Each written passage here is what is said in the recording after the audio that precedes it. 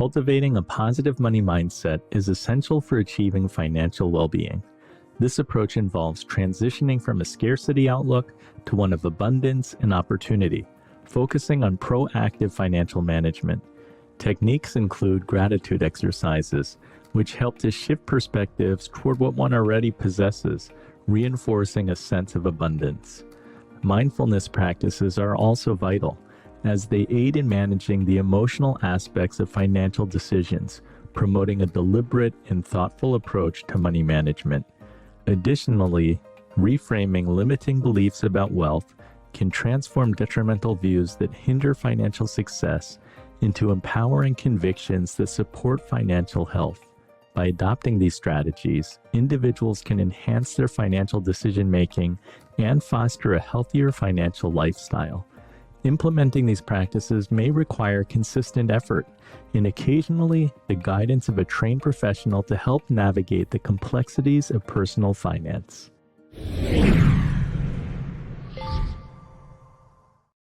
So in the last segment, Mary did talk about spreadsheets. And I think when we talk about money, advice is often focused on tactics, so budgeting, spreadsheeting, contributing to retirement accounts, paying down debt. How important do the panelists think mindfulness and gratitude exercises are to achieving financial well-being?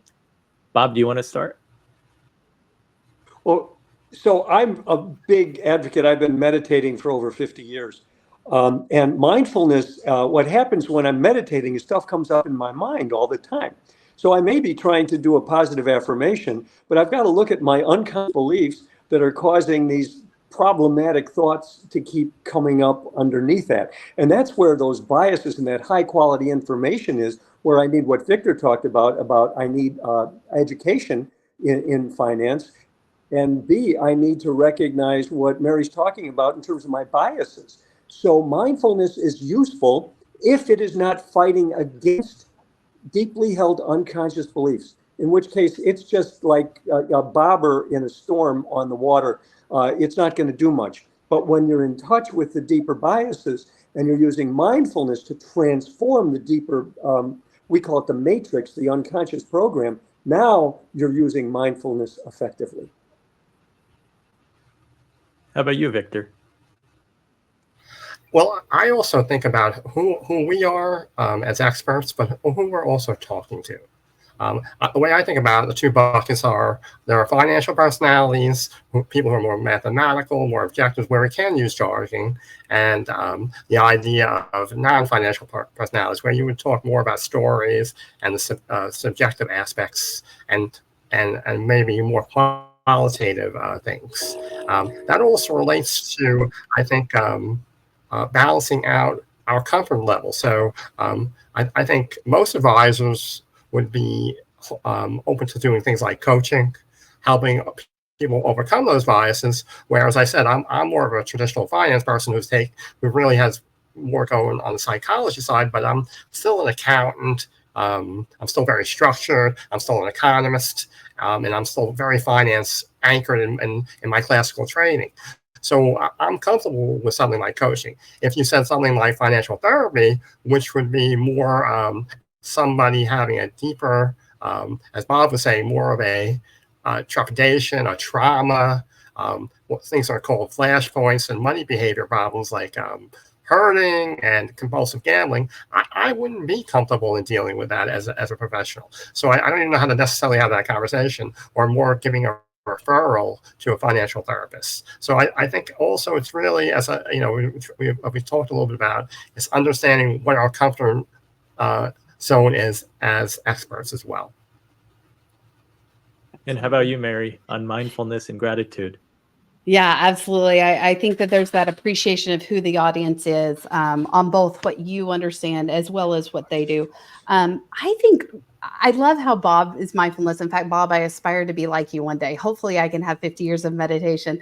One of the things, though, that I really struggle with, or have struggled with in the past, is gratitude. And I think that's something that we often struggle with, but could be as simple as a small journal. Like I ended up keeping a small journal every night and writing down the things that I'm grateful for that day. Often you will start to find over time that it's not things that you're grateful for. It's people, it's relationships, it's feelings, it's the intangible things. And that starts to redispose where your focus is. So often we kind of get wrapped up in this rat race of we have to have more, more, more, buy more, have it now. And yet when we take the time to show gratitude, then it really starts to put things into place of what really is important in our lives and what maybe isn't so much. And that's a lot of things and stuff. So it's not about always having more of something. It's about spending the quality and enjoying that, having the gratitude for what you do have. So Mary, do you think is that a good place to start? Because people need to identify what are their priorities, what do things matter to them before addressing some of the tactics, like looking at a spreadsheet. Oh, absolutely. Absolutely. And this isn't, kind of going back to what Victor said earlier, this is not going to be a comfortable space for everyone, right? If I've never been in that area before, this is going to be a real struggle for me. But I think just starting to write down, and maybe it's not every night for you, maybe it's just starting a list of what you actually value in life, what you care about. I can imagine as a financial planner or even as an estate planner, could you imagine a client coming in with you with a list of values that they have and with a list of things they prioritize? That would be mind-blowing. And we could get so much further along, because often we spend our time talking about the investments and how much they're making or not making or all the rest.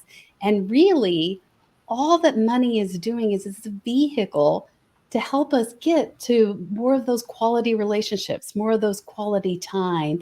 And so, yeah, I think starting with a gratitude list even of what am I really grateful for and what matters to me deep down. Bob, how does the transition from a scarcity to an abundance mindset impact really the potential for personal growth? Well, it's amazing because they go hand in glove. So I had a fellow that came in and he thought he was just doing great with his $50,000 condo and his trophy wife. And his trophy wife came from a company with a family with tons of money, and he couldn't see himself belonging to that. And so little by little, he had to shift his self-concept, which meant he had to change his limiting beliefs.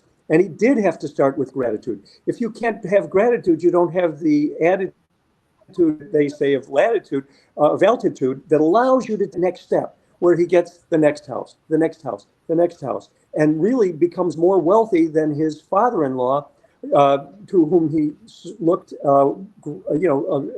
as a wonderful, amazing, wealthy man, and he's way wealthier today. Victor, any insights on the importance of mindfulness in financial decision making? Well, it's not my area of expertise, but I even just think about when and where we're making decisions.